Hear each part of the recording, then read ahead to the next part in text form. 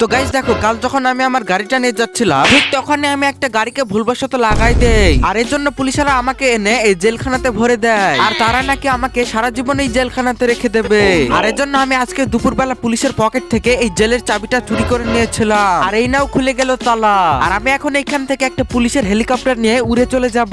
আর আমার এখন একটা প্যারাশুট লাগবে, কারণ আমি হেলিকপ্টার উড়ানো জানি কিন্তু নিচে নামানো জানি না। তো এই যে এইখানে একটা প্যারাশুট, তো আমি এই প্যারাশুটটাকে নিয়ে নিলাম। তো এখন আমাকে পুলিশ স্টেশনের ছাদে যেতে হবে, কারণ ওইখান থেকে আমাকে একটা পুলিশের হেলিকপ্টার নিয়ে উড়ে চলে যেতে হবে।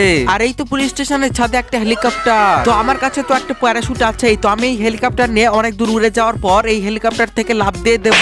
তো গাইস, আমি যতক্ষণ এই হেলিকপ্টার নিয়ে শহর থেকে পালাচ্ছি ততক্ষণে তোমরা প্লিজ এই ভিডিওটিতে একটি লাইক করে চ্যানেলটিকে প্লিজ একটি সাবস্ক্রাইব করে দাও গাইস প্লিজ। ফেসে গেল আমার চালে, কারণ তুই যেই প্যারাশুটটা নিয়ে যাচ্ছিস সেই প্যারাশুটটা তো খুলবেই না। আজকে তো তুই নিশ্চয়ই মরবি।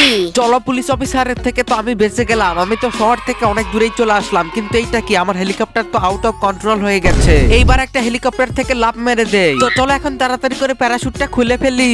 1 2 3। আরে কিন্তু এটা খুলছে না কেন?